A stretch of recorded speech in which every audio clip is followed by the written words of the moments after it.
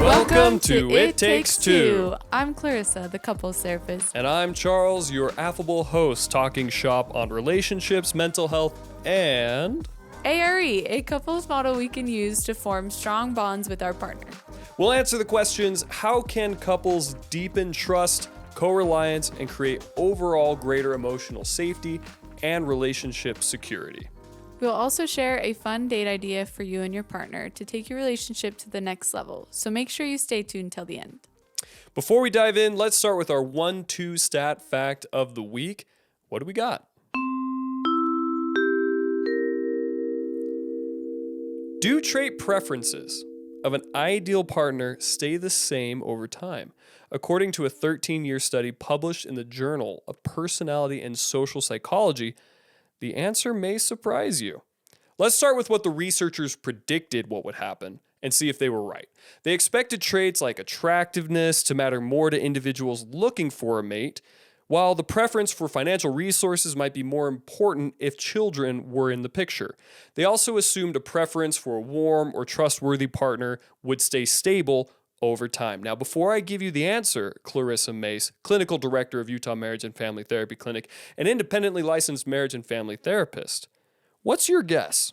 My guess is that their hypothesis is accurate, although you said it in a way that makes me think that it changes. Oh. So that trips me up. But I would say that in some ways, I bet your needs and like what you're looking for in a partner does change. And in other ways, it stays the same, but I just can't decide which ones. If you had to guess, like for, let's say, attractiveness, would you say that matters more when you're young and that changes over time when you're older? What do you think? I actually think that one remains the same. Okay. And then what about financial security?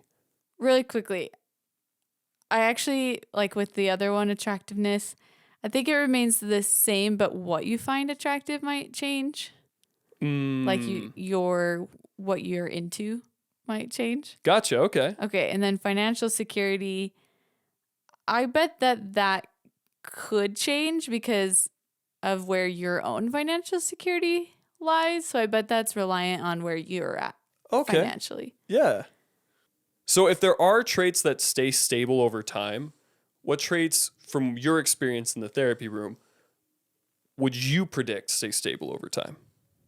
Probably somebody who's a companion, like just maybe that's somebody you can get along with or like a strong partner. But because I would say whether you're young or whether you're older, you want somebody that you can feel like you're living life with, you know? Yeah. So friendship. A lot of people put it as companionship. Okay, cool. Are you ready for the answer? Yeah. Okay. The authors found that preference for trustworthiness, status and resources, and interestingly, adventurousness/confidence were, quote, very stable over the 13-year time period. Strange. Interestingly enough, trustworthiness and status/resources also grew more important over time to the rest of the participants who did not initially value those traits as highly. As expected, vitality and attractiveness did become less important over time, shifting into traits that were more relevant to a long-term relationship, such as being family-oriented. But what did surprise me is that humor and intelligence were also traits that lost importance over time. I really thought that being funny and intelligent would be something that a partner would value long-term, but apparently not. That's weird. Right? That's weird, right? Yeah. It makes me think that it's not that goes down, it's that the other things become way more important. Like if I have 5 kids and I'm looking for a partner, it's like, it's great that you can tell a joke, but I really need someone to help me with these 5 kids. It's almost kind of like those rom-coms where somebody like falls in love with somebody because of their humor and intelligence. But then they're like super unreliable in every other way, and they like bitch to their girlfriends about like how their partner's only funny, but not helpful in other ways. Yes. No, totally. Oh no. Right? Isn't that fascinating? Don't rely on your brains. It only gets you so far. It only gets you so far. Might get you in the door. But if you want to endure long term, you got to have some other things. That's so funny. Okay, in conclusion, trait preferences can change. That's the biggest takeaway from this. It's important to know what matters most to your partner over time. So Clarissa, what is the easiest way to know what is important to your partner? Ask them. Don't assume. Yeah. Just ask them. Like when you're dating or if you're already in a relationship, a long-term committed relationship, ask them what's important to them.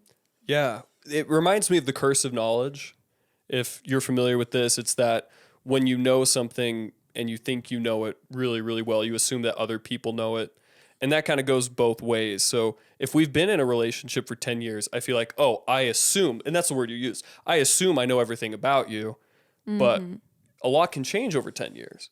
And so it is important to continue to date, to continue to ask that question. Yeah, definitely.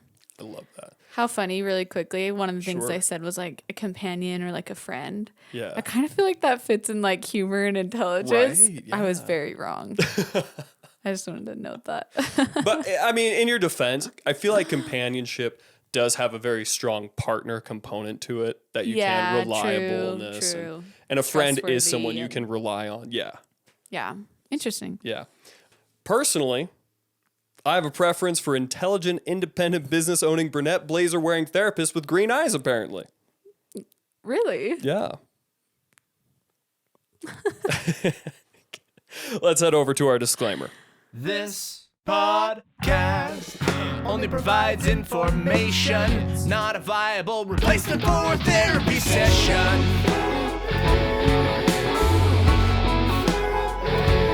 If you need help or have an emergency, contact your local mental health authority. Our hosts are experts on mental health. Many of our guests are too. This podcast does not provide expert advice. It's just entertainment, baby. Dates and places have changed.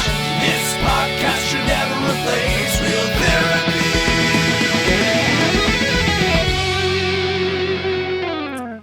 Today's topic is about how to form deeper, stronger quality bonds with our partner.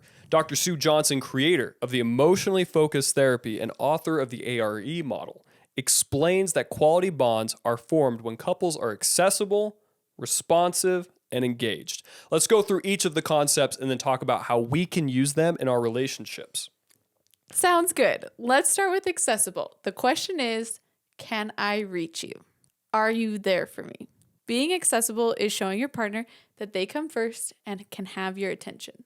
Okay, so if a couple wants to be more accessible, what can they do to show or provide that? Being accessible is being able to show your partner that when they need you, that you're going to answer to them, that you'll be there for them. And so being inaccessible is probably ignoring or like shutting down their request for you. So some examples would probably be if you're at work and they send you a text and say, hey, can you call me? Being able to either call them, or if you're busy, you can always say, like, not right now, but in an hour or at this time, and then following through on that.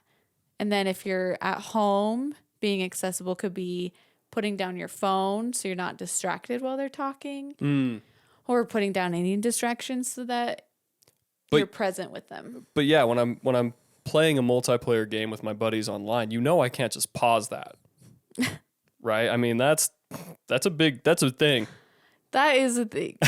Like you're making a joke, but like that really is a thing. Like multiplayer games, when there's like rounds or matches, like it actually does get in the way of accessibility. Yeah, because as a player, you don't want to let your friends down. You don't want to let your team down, because if you are distracted even for a moment or two, a minute or two, that could determine the outcome of the game. And so you're letting your friends down if you're like, oh yeah, I need to pause this to have a conversation. So how do you get around that? How do you counsel a couple if they're feeling like, oh, you're inaccessible because you're always on your phone, or you're inaccessible because when I want to talk to you, but you're playing games with your friends or whatever, you're not available. So how do you counsel or coach a couple who's struggling with that? Well, basically, your partner needs to know that you come first. That doesn't mean that you can't be busy or distracted at times, but I would say in the video game scenario, taking breaks between matches and not just going like round to round to round, so that your partner just feels like you're totally absent. But if you take a break, then you feel more present. So taking a break and like checking in, especially if you have kids or pets or like shared responsibilities. Because if you're just like absent for a while, especially doing something like gaming, then you don't feel very accessible to your partner. With work, I feel like people are a little bit more understanding of their partner than with something like games, because games is like for fun, for play. But with work, a lot of people understand if you have to like be at work and do things and can't be as accessible. But I still think it applies. Like if you're in a bunch of meetings, or in my scenario, I'm in back-to-back sessions, I really am not accessible to you when I'm at work. But if you needed me and like sent me a text, the moment I checked my phone in between sessions, then to be accessible, I would like reply to you and make sure you knew that I saw it. And like set an expectation. So I'd say setting expectations is a really good way, whether you're doing something for fun or whether you're at work. Set an expectation of when you can be accessible to your partner shows that you're accessible. Yeah, no, that's great information. So if I want to create greater accessibility with my partner, I just want to key on that, is to set expectations. To say, hey, if I am going to be at work for this amount of time, just know I won't be accessible or available. But if you need something, I'll check at these intervals, or I'll call you after work. Or with gaming, I plan to play with my buddies between 4 p.m. and 6 p.m., and I'll be available about 5 o'clock in between rounds. Something like that would really deepen because that's what this is about, right? Is deepening trust and connection with your partner. And so feeling like, oh, even though there are these windows of time that they may be inaccessible, I know overall they are accessible. They will respond when I ask for help. The whole ARE model is deepening security with your partner. I think something I want to note is that you also can't take advantage of that, right? Or exploit it or abuse it. Yeah, because then you're going to do a reverse effect essentially on it. And if you do exploit it, then your partner is going to be more reluctant to giving you their time and attention. And so you also do need to respect them when they set like an expectation or a boundary. That makes sense. Build security both ways. Right. People, and this is an assumption that you can correct if I'm wrong, but I feel like people who have an anxious attachment are more inclined to test the responsive, the engaged boundary, and that will have the inverse effect if they are doing it too much or exploiting it. Would you speak to that? Yeah, I would say for people with an anxious attachment, which we can always do attachment styles another time. We should. Should do. Coming to an episode near you soon. In the future, I don't know why we didn't. Attachment styles. I don't know why we didn't do that like at the beginning. That's pretty much a key one. The main part of my work as a therapist, or at least my models of therapy are the attachment styles, and the ARE is Sue Johnson's, and Sue Johnson is an attachment therapist and created emotionally focused therapy, which is an attachment based therapy. Anyway, we should get into it another time, but basically anxious attachment. You can always Google if you need a little more direction on what that is. They are more likely to test those boundaries because they are feeling more insecure in the relationship. And the thing with anxious attachment is if your partner does respond to you in any of the areas of accessible, responsive, and engaged, then you need to take that and trust that instead of continue to like question or push it. Yeah. Okay, yes. We are going to, and I'm going to pretend to the audience that this was a strategic decision by saying that a lot of what we've talked about so far on this podcast, validation, absolutes, process over content, all of these things are terms and vernacular that we'll use in the overarching attachment styles conversation. Yeah. That's why. And then, oh yeah, there's speaking of Sue Johnson, we have some amazing questions from the ARE model that can help you and your partner kind of figure out where you're at, how successful you are at this, or areas that you could improve and deepen in each of these three categories. So what are some of those questions, Clarissa? The ARE questionnaire that I'm going to be reading from does come from the book Hold Me Tight, which is by Sue Johnson. So if you want to read more about ARE or attachment styles, I would read Hold Me Tight. So for accessible, answer these questions true or false. And there's 5 of them.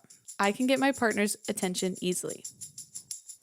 My partner is easy to connect with emotionally. My partner shows me I come first with them. I am not feeling lonely or shut out in this relationship. I can share my deepest feelings with my partner. They will listen. Okay. Can I depend on you answering my call? Mm-hmm. Wonderful questions. So what about R, responsive, in the ARE model? Responsive is, can I rely on you? So once you answer the call, are you going to respond in a way that shows your partner that they can rely on you? Okay, so the first thing that comes to my mind is accessible is me ringing the doorbell. Mm-hmm. And will you open the door? Yeah. And then responsive is, will you hear the message I tell you at the door? Or will you just shut the door in my face? Yes.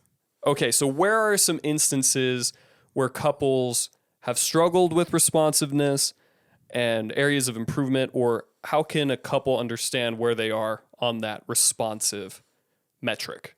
Some examples would be if you share something, maybe you are arguing and you share something that is sensitive. Is your partner going to respond well to that? Are they going to make sure that you know that you're important to them? After you fight, are you going to repair in general to make sure that the reliability in the relationship is there?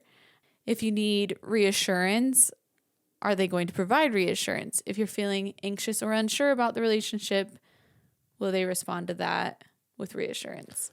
Okay. Let's go back to you and I. You're a therapist in the therapy room, session after session after session. I text you midway through your workday and I say, hey, I just got out of a super stressful meeting. Can we talk? And then you respond in between session, hey, I get off at 6. Can we talk then? That's accessibility. And then at 6 p.m., you call me and you say, hey, what's up? And then responsiveness is, hey, I just had a crazy day at work. I just got out of this meeting. I'm super scared I'm about to be fired. They're letting go 20% of the department, and I'm just venting, and I'm just worried and scared. And being responsive is you reassuring me that, hey, even if you do lose your job, I'm here for you. You're probably not going to lose your job. You're amazing. I'm here. You're great. Doing a lot of that reassurance, building up that security that you love me no matter what. That's the responsive versus the accessible. Yeah.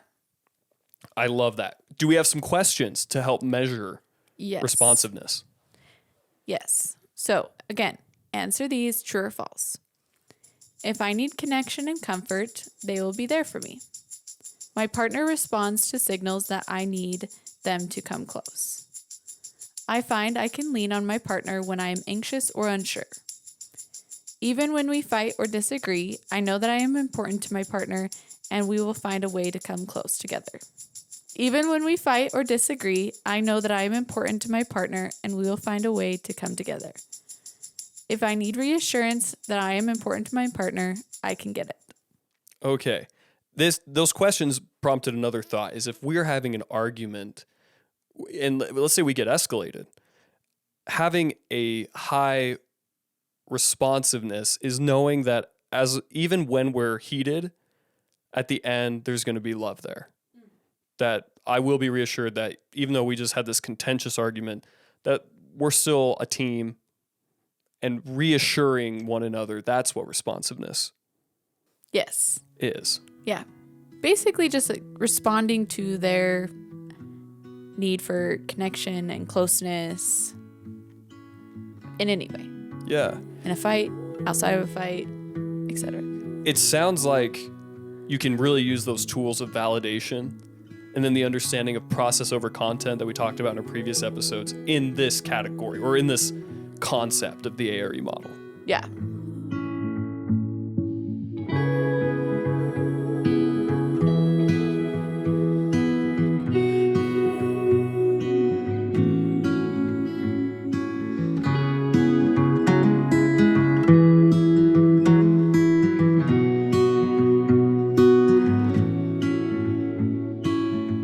It also sounds like it requires both partners to be vulnerable in order for responsiveness to happen. And I just want to say, especially to my men out there, this obviously applies to women as well, but men generally have a hard time expressing vulnerable emotions to their partner.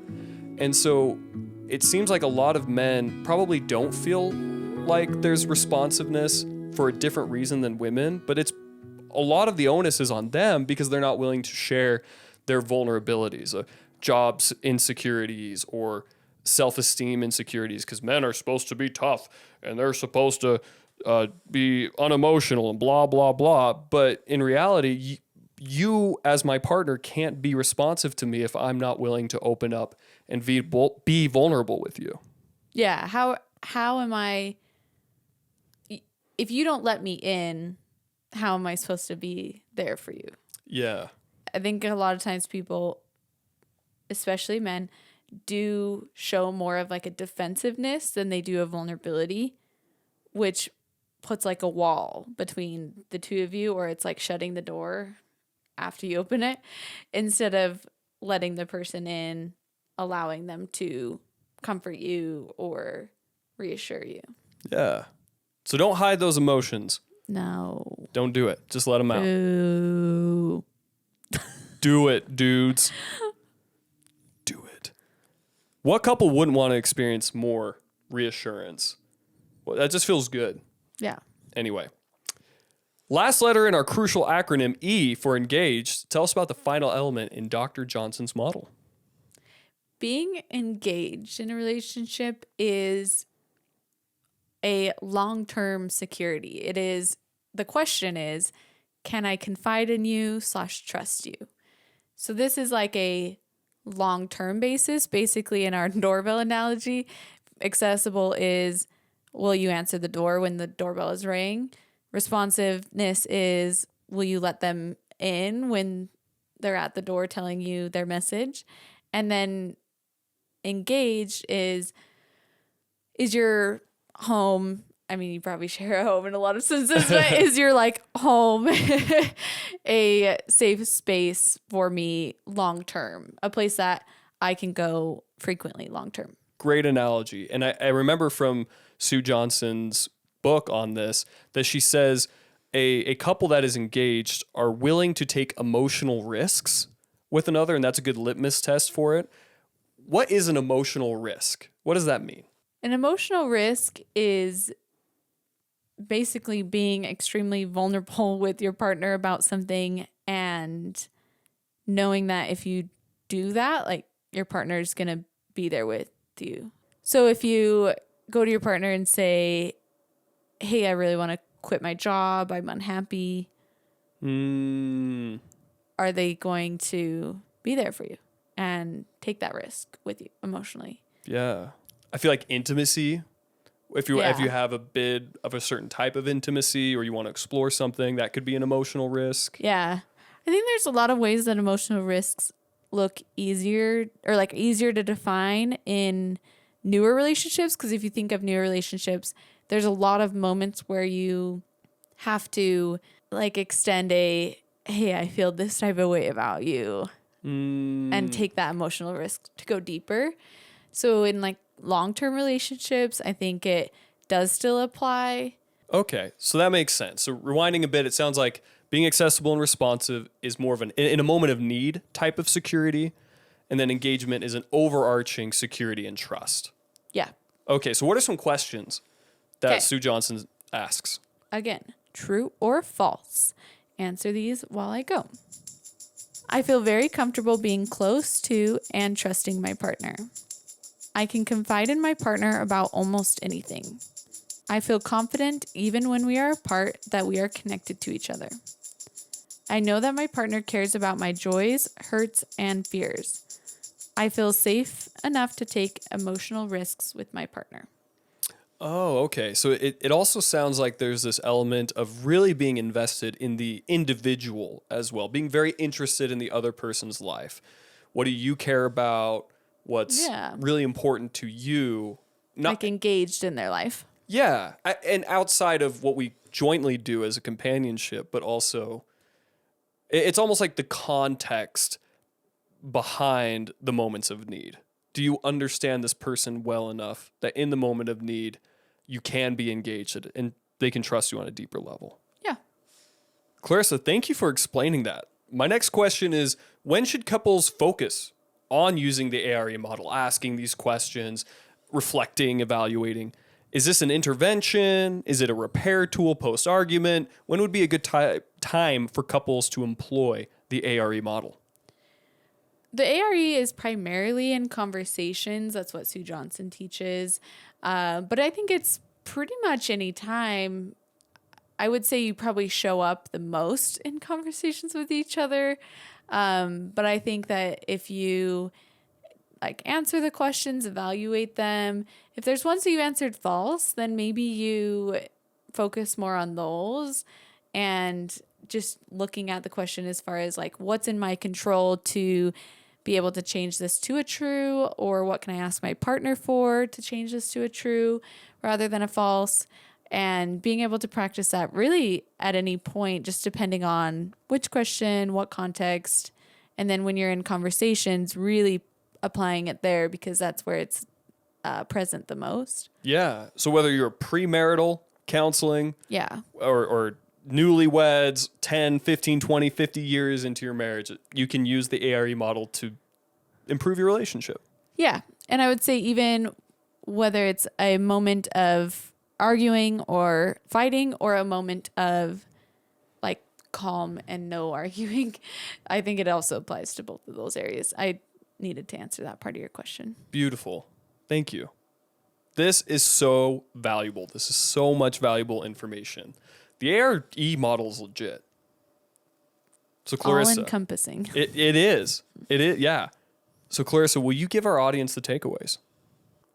The ARE model by Sue Johnson strengthens relationships and deepens bonds by being accessible, responsive, and engaged. It's about both partners knowing they can rely on one another, be heard and understood by one another, and trusting one another in their committed relationship. Love it. What's our... Is it time? I think it's time. Clarissa, what's the connection question date idea for the week? This week, we are focusing more on the connection questions for your date. It can be over dinner, snacks, picnic at the park, whatever venue is comfortable for you. I've included a link in the description that asks a bunch of great ARE questions that you can use, or you can ask the questions we shared in the episode. Such as... How can I be more available for you? Do you feel like you can reach me when you need? That's being accessible. Yes. Then, for responsiveness, you can ask, do you feel comfortable sharing your deep emotions with me? Do you feel like you can rely on me? Okay, simple enough. Now what about engaged? How can I show more interest in your life? What part of your life would you like to share more with me? Sounds like a date with a profound and meaningful conversation. Intimate, even. That's the idea. Building connection and intimacy. Those are my favorite kind of dates. The ones that include great conversation and then end with some intimacy. All right. Well, this is Charles. And Clarissa signing off. Now just remember, for things to get better, For me and you, It takes two.